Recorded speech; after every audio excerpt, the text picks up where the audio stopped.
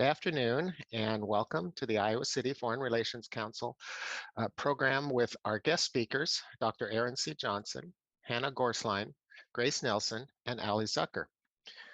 We thank each of them and to everyone who has joined us online today. I'm Bill Reisinger, Professor of Political Science at the University of Iowa and a member of the ICFRC's board and chair of its program committee. I'll be hosting today's event. I'd like to begin by acknowledging and thanking our annual donors, sponsors, and partners for their support.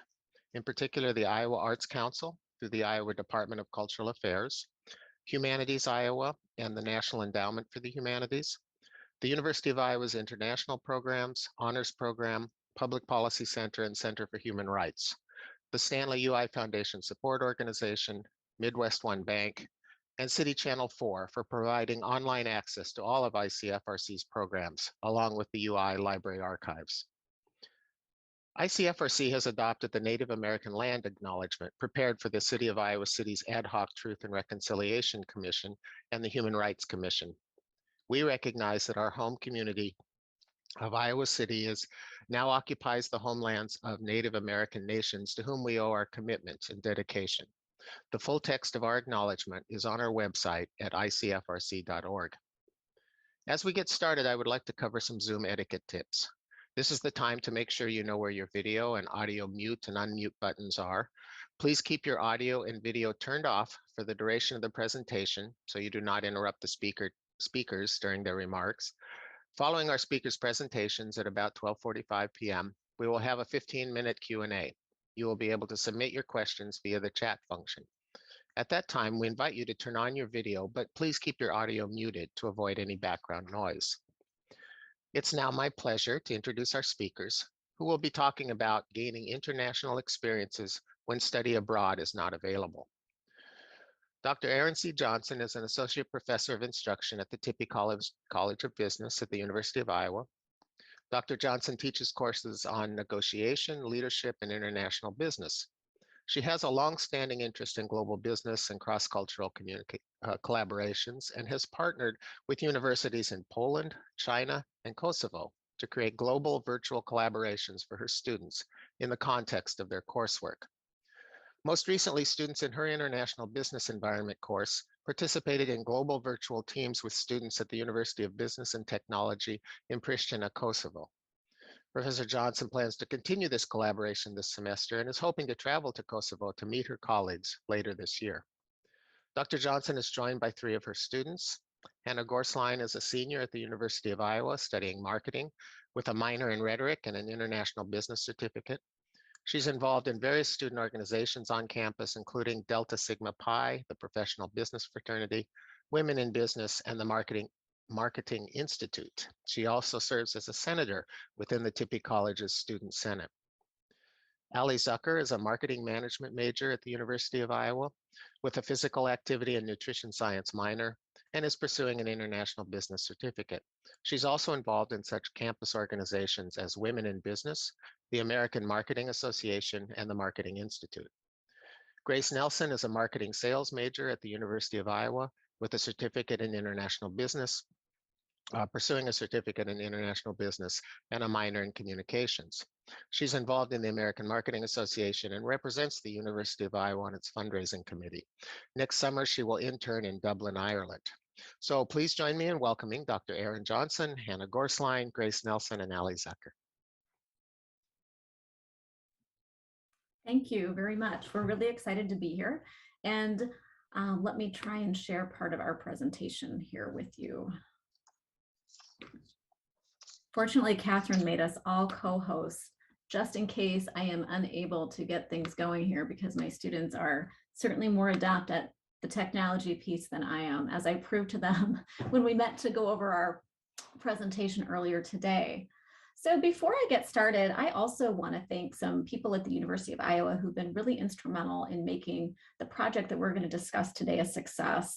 Specifically, I'd like to thank Annie Sands, who's the director of IDEAL, which is the Iowa Digital Engagement and Learning Group here at the University of Iowa, and also Elena Dietz, who is a CETA, which is a Student Instructional Technology Assistant at the Office of Teaching, Learning, and Technology. And my students and I have been very, very fortunate to have them on board and providing insight, providing support throughout the project that we'll be discussing today. I feel really fortunate to work in a place where, as an instructor, you can say, hey, I have this idea to do this thing in my class, and you're met with the response that is essentially, yes, let's figure out how to do that. So I'm very appreciative of that. So what our plan is today is we're going to provide a broad overview of a podcast project that my students worked on last semester, and we're continuing in international business this semester. I want to provide a broad overview of that project. I want to provide a little bit of context about the course in which it's embedded, talk a little bit to you about how the project was structured, why we chose to do it the way that we did. And to my students, I have a group of students with me today who were enrolled in international business environment last semester, and they'll share their approach to the project, some key takeaways, as well as some recorded segments from their final project. And then we'll certainly, I'll be very, very excited to answer any questions that you might have. So to begin with, as Professor Reisinger mentioned at the beginning of the session, this project is housed in a course called International Business Environment. And my students have heard me give this speech before, but this is a course that is near and dear to my heart. I have an undergraduate degree in business from the University of Iowa, and I took this course as an undergraduate student. And then when I was a graduate student in a doctoral program here at the University of Iowa, I also taught this course for the first time as a graduate student, and now feel very, very fortunate to be teaching it as a faculty member in the College of Business. Now, international business, or IBE, as I may refer to it throughout our discussion here, is an interesting class. It is an upper level elective. It's housed in the College of Business, but it enrolls students from a variety of disciplines, primarily because it is a course that counts towards the International Business Certificate, which is an interdisciplinary certificate program that spans the entire university. And I think that is one of the things that makes this course such a pleasure to teach, is that invariably in a given semester, I'll have students from every business discipline represented, but also potentially students from communication studies, international studies, political science, students who are studying languages. And I think that one of the things that I always begin the semester telling my students is that the study of international business is inherently interdisciplinary. And so having students come to the class with such a variety of interests and backgrounds, and essentially makes all of our discussions, everything we do in class, certainly that much more rich and contextual as well. Now, of course, the course is a broad overview course. And so we cover many different topics in our 16 weeks together. We cover everything from the environment, the external environment, to culture, to cross-cultural communications, to motivation, leadership, et cetera. And I know many of you on the call perhaps teach courses that you could actually spend an entire semester talking about the intricacies of cross-cultural communication, for example. So we really try and pack a lot into our 16 weeks together. And one of the things that I'd like to point out that really is the thread that runs through our entire semester is this concept of cultural intelligence, which is defined as you see here on the slide, a person's ability to function effectively in a variety of contexts, both internationally and domestically. And we begin the semester talking about this idea of cultural intelligence, talking about the 4 factors that comprise cultural intelligence. And we talk about that from the perspective of knowledge. What understanding do we have about how cultures are similar and different? We talk about motivation, the extent to which we as individuals are interested, able to persist and feel confident during cross-cultural or multicultural interactions. And then strategy is another component of this. What sort of level of awareness do we bring to multicultural interactions, and how cognizant are we of those as we enter into a situation? And then action, right? Our adaptability when relating and working in multicultural contexts. And so we begin the semester with sort of this frame, and we talk about different ways in which we are able to gain cultural intelligence, demonstrate cultural intelligence as we move through our content throughout the entire semester. And of course, I think implicit in this is the idea that, or the belief, I suppose, that we, students, faculty members, people in the world, always have the ability to improve our cultural intelligence, right? We always have the ability to improve along those various dimensions. And so many of the things that we do are constantly linking back to that. And I'll talk more about that in a few minutes.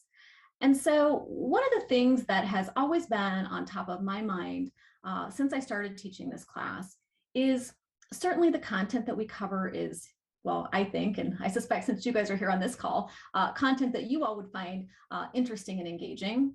But I really wanted my students to think about, what kind of skills can they develop? And then how can they demonstrate those skills as they interact with our course content? And certainly over the years, I've experimented with a number of mechanisms by which students can engage with course content, analyze, synthesize, and then demonstrate their mastery of that content. Like many of you and many faculty members at the university, everything from case studies to short answer essays to long form essays, that type of thing. And somewhere along the line, I came across the idea, and perhaps this is simply because podcasts were becoming more ubiquitous in my own life, a medium that I gravitate toward quite often. And it occurred to me that one way that students might be able to demonstrate their mastery of course content, as well as do it in a really applied fashion, is by creating a podcast. And the more I thought about it, the more I really liked this idea. As I mentioned, I've graded many case studies, many analyses, where students submit those into Icon, which is our virtual Dropbox. They submit them to me. No one sees them but me. I give them feedback. They see their feedback, and perhaps there's an exchange after that, but most likely not. And so I was really interested in the idea of having my students create something tangible, something that could exist beyond the borders of our classroom, something that could be easily shared. When they go home for Thanksgiving and their grandma asks them, hey, what are you working on or what are you studying? That they could have something that they could say, oh, here's a project I work on in class. It's relatively short. Let's listen to it. So I really like the idea of having something that would just really be able to be shared in that way and create conversations. And I should say, not just outside of class, but inside of class between students and between student groups as well. And so as I started thinking about, my goals for this particular project and, the learning objectives that the College of Business values, I thought, this is a really great way for students to demonstrate, their level of analysis, synthesis, creativity, collaborations, all the things that the College of Business and everyone, right? We're all interested in helping our students gain these skills as they leave the university and go out into the workforce. So I really liked the idea that a podcast could help me do all of these things, or give the students a platform to do all of these things. Now, of course, I can appreciate that many students have never made a podcast before, have no idea how to get started. And so certainly I strongly, at the beginning of the semester, make a point to say, we have a lot of help in this process. As I mentioned at the beginning of our conversation here today, we have Ideal at our disposal. We have the Office of Student Learning and Technology at our disposal. And if I were to show you my Icon site, you would see that now we have built out a number of modules, a number of videos, that type of thing. And I never want students to feel like the technology piece is overwhelming sort of the content piece or the analysis piece. And so we also provide a lot of opportunities in class to workshop what we're doing. And so I'll share with you briefly the way, just very quickly, the way in which we've kind of structured this project. I also don't want students to feel like all of their eggs are in the podcast basket, right? I don't want them to feel like, oh, I have this big deliverable hanging over my head. And I never want that to feel overwhelming. So we step through the process week by week. And again, I have to thank Annie Sands at Ideal for really helping me think through, what is sort of the best way to structure this project. So we begin with an outline, which is essentially a brainstorm where they say, okay, I know the broad question that the class is asking. Here's what my group members and I think is going to be our approach. Here's who we might talk to. So really I tell them, this is a point where we're just getting things down on paper. I'm not going to hold you to this, but I want to make sure that you're thinking about it as early as, week 4 or 5 in the semester. Then as we get some feedback from me and hopefully from other students in class, Then they begin to narrow down who they might want to speak to for their podcast. Who do they want to interview? And then also, what questions do they want to ask them? Then I ask them to actually submit the interview files after they've completed their interviews. And of course, at this time in class, we're also spending some time talking about, what are the trade-offs if I want to interview someone using my iPhone versus using Zoom versus using one of the Tascam recorders that students can check out from the university. So we talk along the way about what are some of the trade-offs about that. Perhaps you want to use the Tascam recorder if you really want to produce something that's exceptionally high quality in terms of sound, that you can then link on, your resume or talk about in a job interview, versus if you think, no, this is just something I'm going to share with friends and family. It's not something I may, share outside of that context, then maybe recording audio on your iPhone is perhaps sufficient for your needs. Right, so we try to talk about some of those trade-offs. And then after we collect audio files, then we begin working on a script. And I would say one of the most challenging parts of the process is figuring out how to get from the audio files to the script, right? Because that's the point where the students really have to start kind of making sense of what they heard and start building their argument, right? Here's what I thought we were looking at. Now we did these interviews. Here's where I think we're going now. And really, they have to figure out among themselves, how are they going to structure that podcast? How are they going to structure the narrative, right? To give their listeners a thorough understanding of the point that they're trying to make. So then they create their podcast, they do a lot of editing. And then last semester, students presented their podcasts to our entire class as an audience. Now, the question that my students looked at last semester was this: how can University of Iowa students develop cultural intelligence without studying abroad? This has actually been a topic that I've been interested in even since before COVID was on the scene. I think that, study abroad is one of those things that we often say, if I were to ask, probably all of you on this call, many of us would agree, oh yes, of course, study abroad is probably one of the best ways that students can gain cultural intelligence. I think for a lot of us, that's kind of our taken for granted assumption. But I think, there's a lot of reasons, COVID notwithstanding, why students are unable to study abroad, right? Perhaps it's prohibitive. Perhaps they have family obligations that keep them from going. Perhaps they're in a major that's so tightly sequenced, or courses are so tightly, really difficult to be gone for a semester or something like that. So this was a question that I had been interested in since before COVID, but having COVID come into play, I think made the question a lot more relevant to students as well, because many of them were eager for those experiences, right? And weren't necessarily able to access them as readily as they would have liked. And I told my students at the beginning of the semester, one of the, I think, the most interesting things about this particular project is that all of you could perhaps select the same answer to this question. Can UI students develop cultural intelligence without studying abroad? All of you could look at virtual study abroad options, for example, and yet we would still end up with 15 very different final products, right? Because you're going to interview different people. You're going to come to it with your own unique lens on this question based on your experience.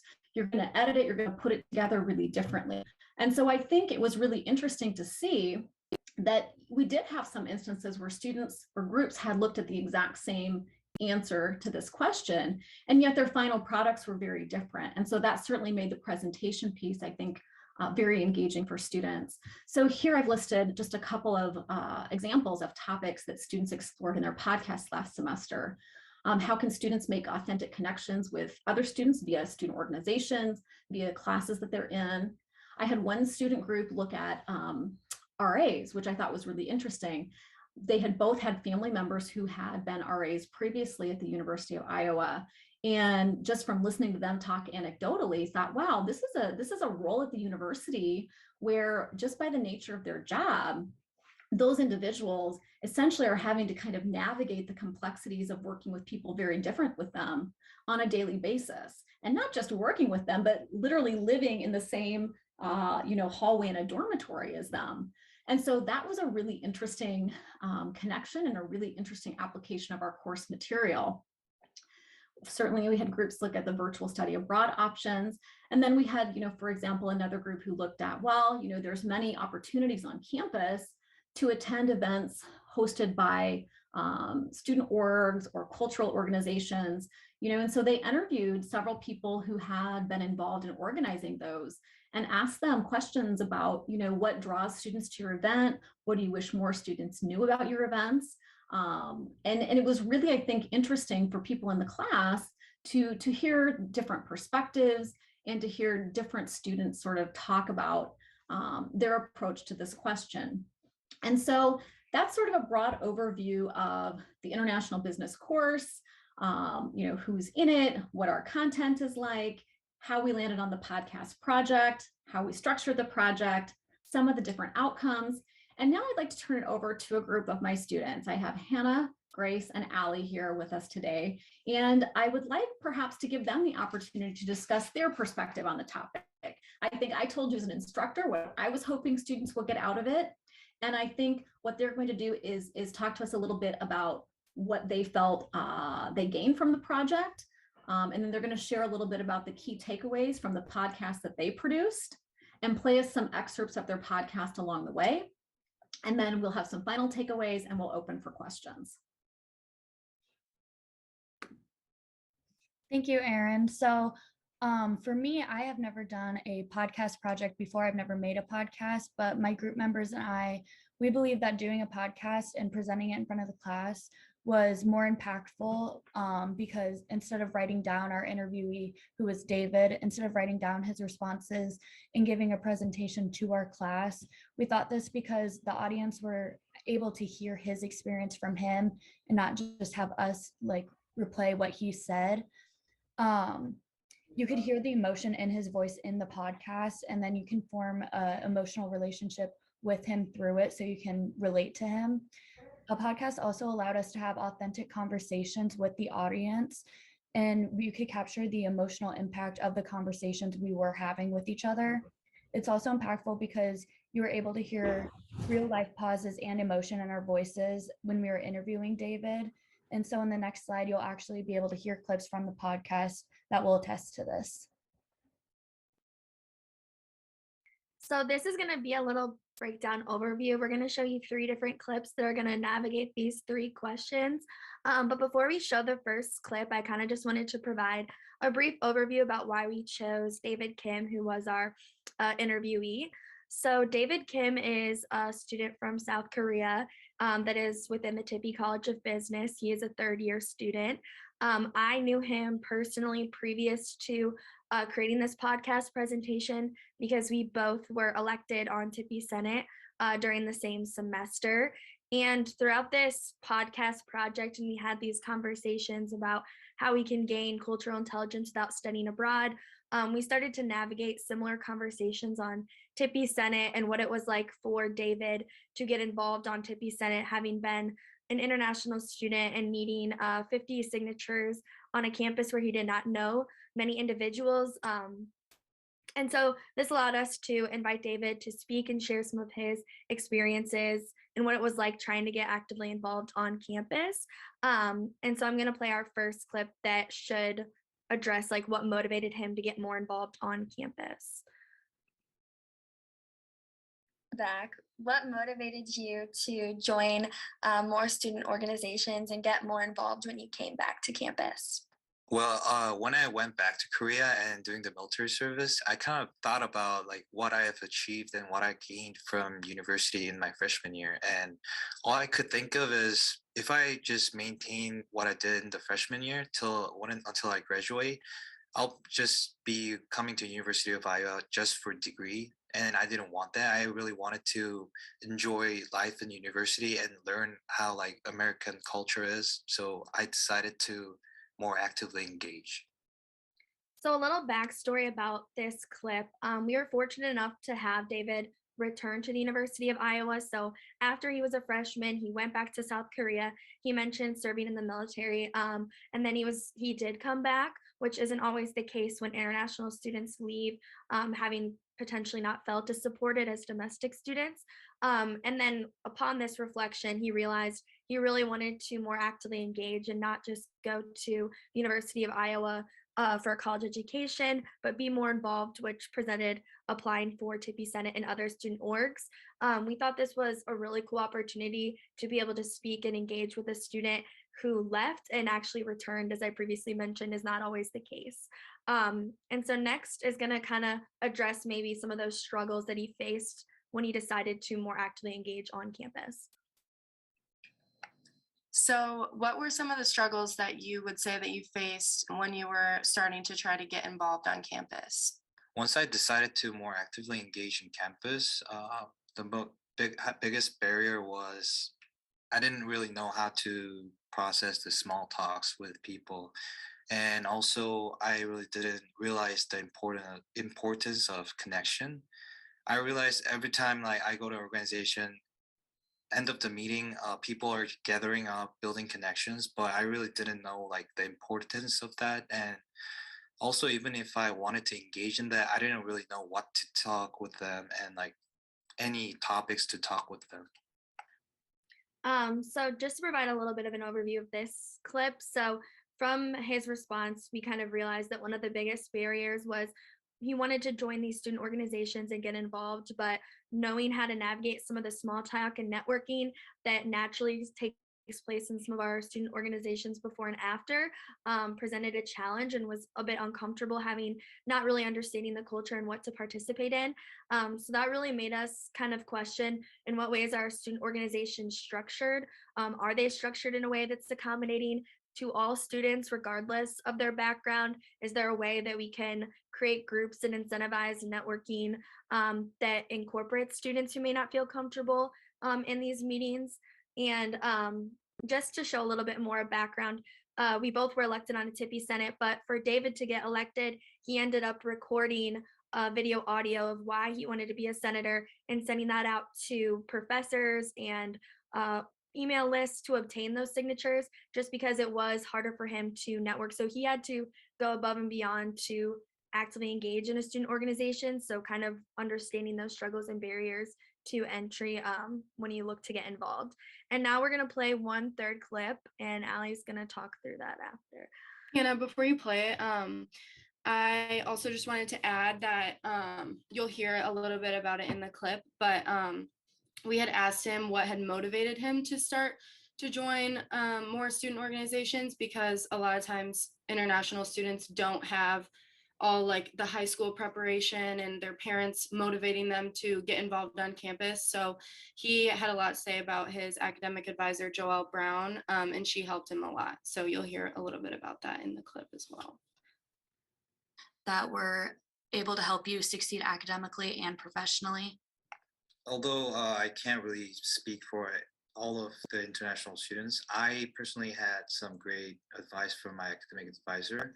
She was the one who recommended me to the TP Senate and all the organization that I am in. But I know that there are a lot of students that doesn't have the same advisor as I do, and they're kind of struggling.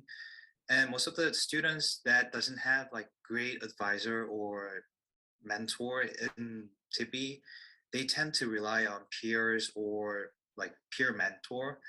But a lot of international students are not getting that much resource. So one thing I would say that university could do better is treating international students as if we are first gen students, because a lot of cultures and a lot of things that we knew before coming to America are different here. So like we are starting from the blank sheet of page. So starting within the classroom, how can professors promote greater engagement between domestic and international students so they can gain more of a cultural awareness on campus? I think one method could be professor forming a group in the classroom, because a lot of time when professor just tells the class that to form a group, personally, I feel like a lot of international students are left out and they just form a group with the people who are left out. I think it's just a natural instinct that a lot of people just try to form a group with the people they know or they feel comfortable with. but that is not how university should be aiming their educational goals. So I feel like professors should be assigning a group, and through that, a lot of students in TP could interact with the international students and learn about their culture, and also including international students in the classroom activities. So we think that that clip was very influential, especially for our overall goal of the podcast, because David talks about how he had an academic advisor who pushed him to get involved on in more things on campus, but not all international students have that resource. So you'll hear a little bit more about that in our call to action on the next slide. But he also recommended starting from a blank sheet of paper with international students and maybe treating them as if they're first generation students, because in David's case and in the case of many international students, they don't have a lot of outside resources to push them to get more involved and to integrate themselves into all of the other domestic students. And professors can also help with that as well, rather than just letting students form their own groups, because as we all know, in most business classes, there are group projects in every class. So professors can maybe assign students into groups rather than letting students choose their own groups and potentially having people left out. So Erin, if you want to go to the next slide.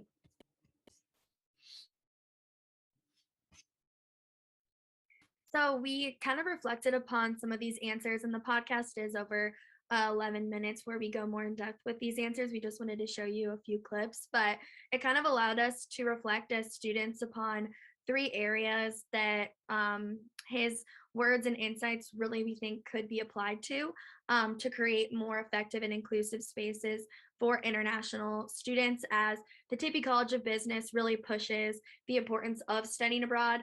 I was a student that was fortunate to study abroad before the pandemic, and it was a great experience. But having these candid conversations with David and really connecting with him, I realized that we do not have to leave the University of Iowa to gain access to different backgrounds and groups and have such a cultural immersion. And I wish I had known that more prior to being a senior in college and kind of taken strides within these 3 areas sooner. But as a result of this podcast and the conversations we had with David, we saw 3 areas where there can be improvements. So I touched on it prior, but within student organizations. So as a result of this podcast, and you'll see in the next slide, we worked on a survey within Tippy Senate to distribute to academic advisors in Tippy for them to distribute to their international students to really gauge sentiment on how international students are feeling, if they're feeling included within the classroom, what resources they might feel are lacking. And then from an organizational standpoint, how are student organizations marketing to include all students, and how can we ease the anxiety of networking and form groups at introduction meetings to kind of create spaces that are more inclusive for all students that are looking to be a part of student orgs. So the next area that we think could use a little bit of improvement was in the classroom setting, as I kind of touched on before in the last slide. We really want to call on professors to understand that not all international students know everyone in their classes as domestic students might. So really trying to encourage more inclusion with international students. And as a group, we also kind of reflected on ourselves in this situation, because Hannah and I actually went to the same high school, so I knew her prior, and Grace is also from the same hometown as us and went to a different high school. So we even reflected on our own behavior in a group project, as like we didn't even look to other students that we didn't know before. So yeah, we were reflecting on that as well as our call to action. And then the last area of improvement would be on the administration side. So as Hannah kind of touched on in the student organization, talking to academic advisors, and maybe they could all, I'm not sure how other academic advisors are, because my advisor is Joelle as well, but obviously Joelle has done a great job introducing all of these student organizations to David as an international student. And so maybe all the other advisors could learn something from that, or there could be, a head international student academic advisor that can implement that into all of the international students.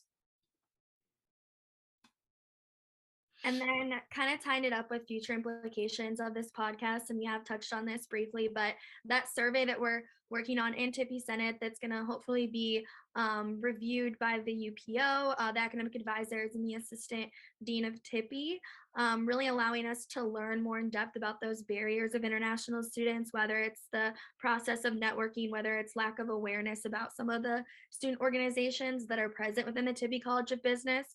The survey method has been scale questions that are then going to be, the survey is going to be sent to international students by their academic advisor to promote responses and to collect the data anonymously. And then some of the examples of questions on the scale are: I'm respected by my peers, I feel like I belong, I feel welcomed when forming a group in class, I feel supported by the advising staff in Tippy, to kind of gauge the sentiment to see which areas we can really work to address and create more inclusive environments for all students within Tippy.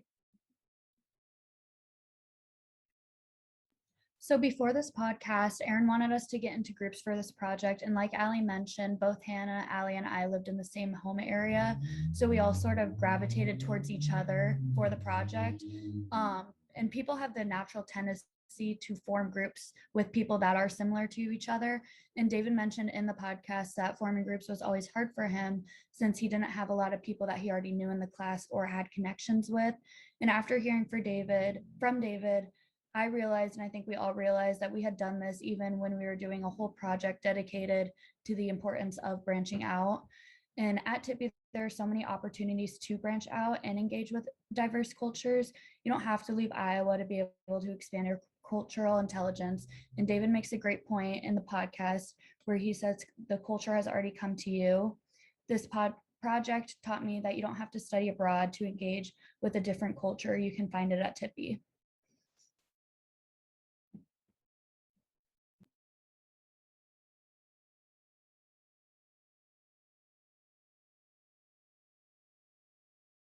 Erin, you're muted. You'd think I would be a professional Zoom person by now, but I'm clearly not.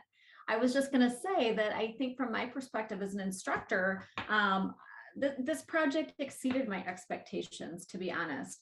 As I reflect on that thread of cultural intelligence that I said wove through my students' coursework over the course of the semester, I mean, I think watching my students develop their podcasts and seeing the shape that the final submissions took, I think I learned a lot as well. I think I learned some really valuable things about how to structure my class, how to structure this podcast. Certainly, my students' points about group formation are well taken. In thinking about how to organize this particular project, I did ask students, I sent students a Qualtrics survey. And of course, what I didn't say previously is students did have the option to complete this project either individually or with a group. But I said, okay, if you are going to complete it in a group, are there people in class that you might be comfortable working with? No promises, but let me know. And so, as my students have pointed out, certainly students who know other people in the class, because they're all management majors or they're from the same hometown, that is sort of a lever of comfort and familiarity that, international students may not have at their disposal. So that was a really good reminder for me as well. But I also think from an instructor's perspective, the level of engagement that I had from students with this project from start to finish was really impactful. I think that it was a better class because of that. And one thing that I built into the final exam in a form of a short answer question was a question was only worth 6 points, 6 points out of, I don't know, 75 or something. So the question was not worth a lot, but it was a short answer question. And it said, did working on the International Business Podcast Project increase your cultural intelligence? If so, on which of those 4 dimensions do you think it was most impacted and why? And if not, tell me why, right? 6-point question. So you're thinking what, like 7 or 8 sentences? I mean, I literally got pages from my students. And so for me, I thought, well, here's an example, I hope, of a project where students really did feel that it was value added and that they gained something important and impactful that they'll take with them, as they leave my class and move on to other classes at the university or move on to their employment after the University of Iowa. So it is, of course, a work in progress, and always ways to improve it and make it better. But I think that, certainly my students experience, they did an exemplary job, and they're a great example of some of the really interesting work and interesting conclusions that can come from this project. But anyway, we're all happy to take any questions, comment I might have. Thank you so much. Wow, really great. Thanks to all four presenters. We've now come to the Q&A portion of the program. So please submit your questions via the chat function. The chat button is in the middle of that bottom row of icons on the bottom of your viewing screen. Feel free to turn on your video function if you'd like at this time, so the speakers can see who they're talking with, but do keep your audio off so we don't have any interference with the answers they provide to the questions that come in. While we're waiting for questions via chat, let me just again thank all our ICFRC members and donors for their support. If you would like to join ICFRC or make a gift to support our work, please go to icfrc.org. Thanks very much. Maybe I can start off with a question that struck me just on I think the final slide, which is a scale question. Can you talk more about what you mean by a scale question and how that will work on the survey? Yes, so within Tippy Senate, it's gonna have them like rank in order, and then there's gonna be like a number to see like if 10 is like I agree strongly or 1 is I disagree. So we can kind of understand where students stand within those feelings, how they feel supported within Tippy, how they feel supported within their advisors, and then using that data to lead to recommendations for the UPO. Great. Who will do the data analysis for the Senate? So Tippy Senate is going to be analyzing the data along with the undergraduate program office, hopefully with the support of academic advisors, and then the assistant dean of Tippy, Charles Keene. He is who oversees Tippy Senate, so he'll be helping us navigate the data as well. Erin, can you talk about what some of the other projects were that other students in the class tackled? Sure. Let's see. I had a couple of student groups that looked at virtual study,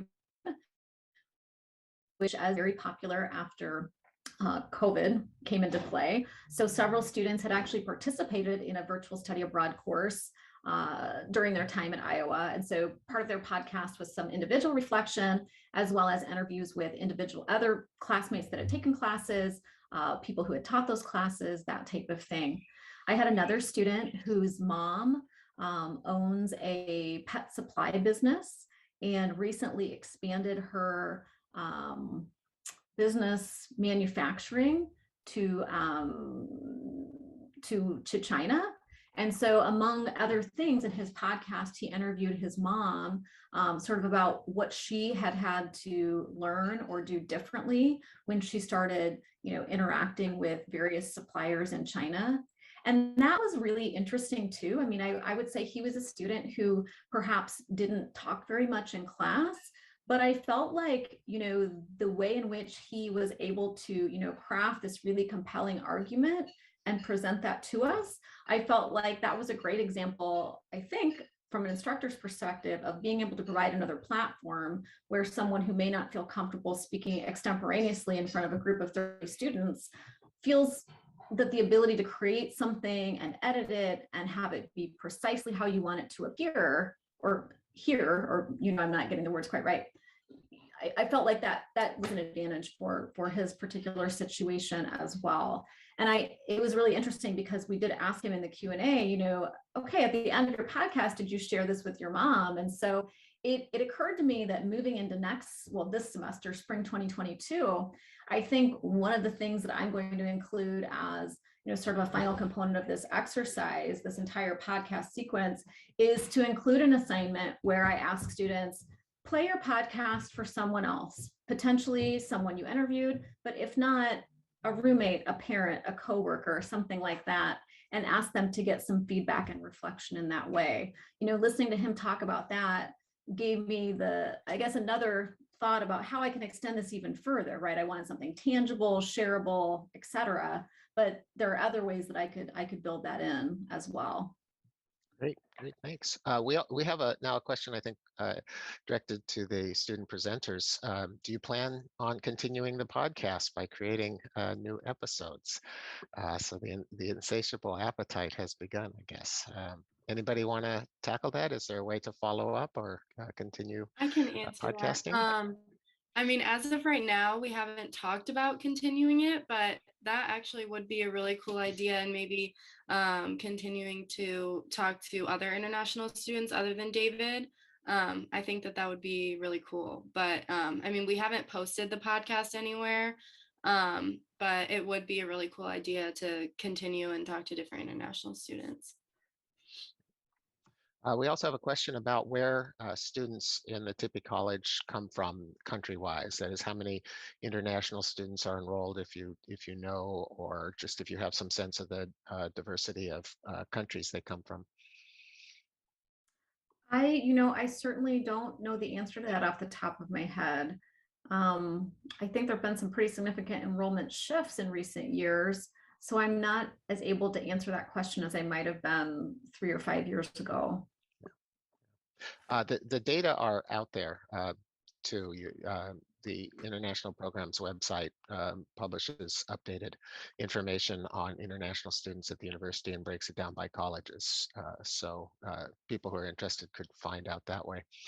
The next question is sort of building off the sense that you had learned lessons that have to do with the professors, with the classroom, with administration, et cetera. And it asks, what about an organization like ICFRC? What advice do any of you have for us as we try to work more closely with people to increase the sort of cultural intelligence that's out there? Do any of my students want to jump in for that? I think one of the things that is, I think, perhaps a challenge is that, as we in my class, we begin talking about cultural intelligence, we talk about those 4 components of cultural intelligence.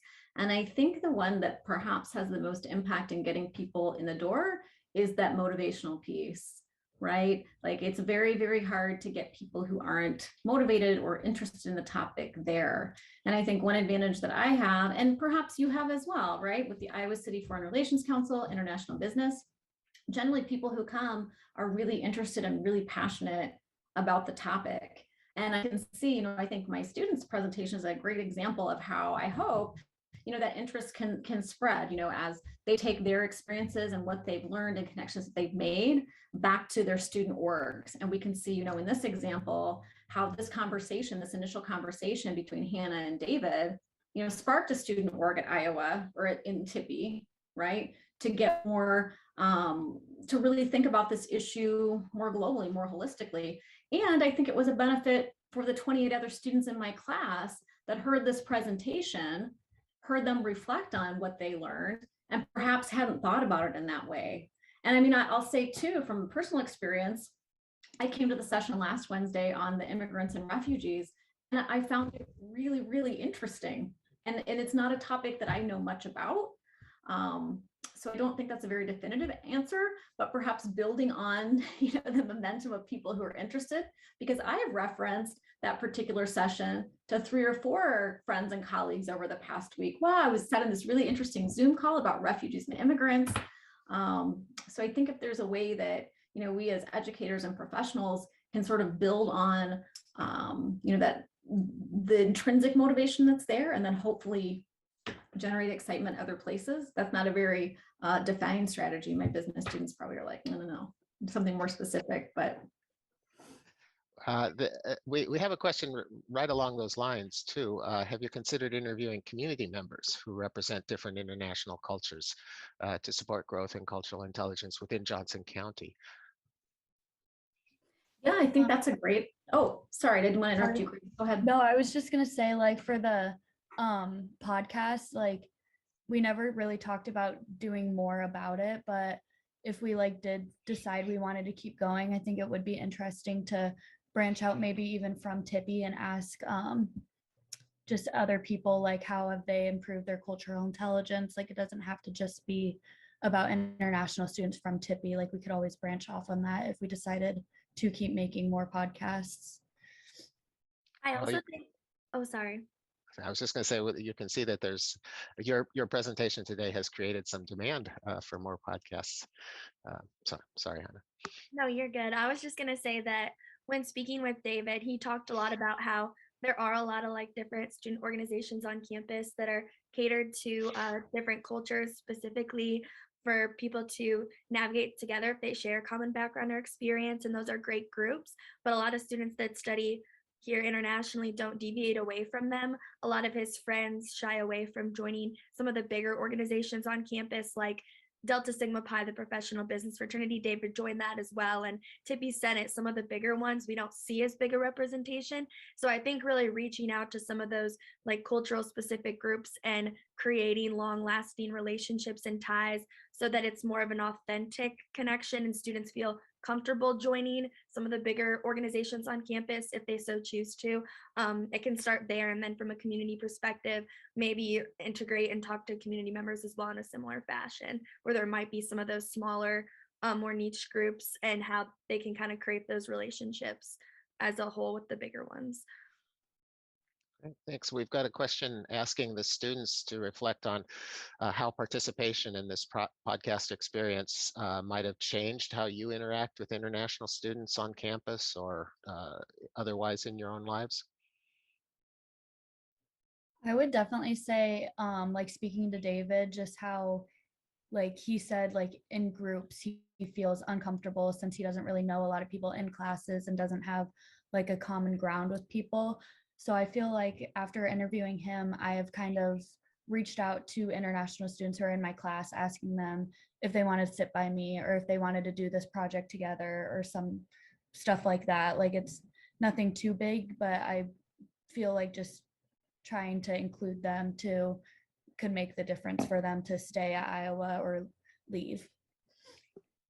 And I would say as a result of this project, David has become like one of my closest friends. I love just hearing his insights from what it's like studying here, how are things different from abroad. And as I previously touched on, I was a student who was able to study abroad, but I feel I've learned more in my interactions with him and building relationships and understanding his community than I did when I was studied in Italy, sitting next to other American students. So really understanding that I don't have to leave my environment to learn and engage with different students, I think has been the most compelling piece from this podcast for me.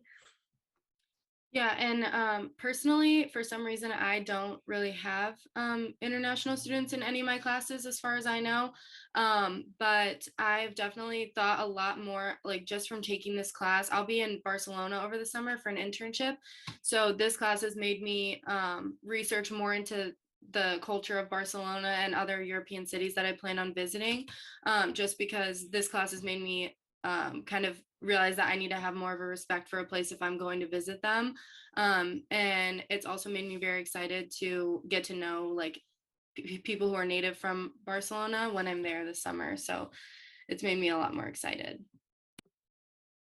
Great. Well, we have come to the time to conclude our program. Thanks very much to Dr. Erin Johnson, Ali Zucker, Grace Nelson, and Hannah Gorsline for really a wonderful job of sharing their experience in this project with us and the lessons they've learned. I get to present to our four speakers today virtually the coveted Iowa City Foreign Relations Council mug, and we'll get you an actual physical one of these in the near future. ICFRC's next program will be next Wednesday, February 2nd at 12 noon via Zoom. This program will focus on Russia's impending war against Ukraine, 3 perspectives. I'll be one of the speakers along with Dr. Sarah Mitchell and Dr. Paul Van Hooft, and look forward to seeing people there. Thanks everyone for joining us today. We're adjourned.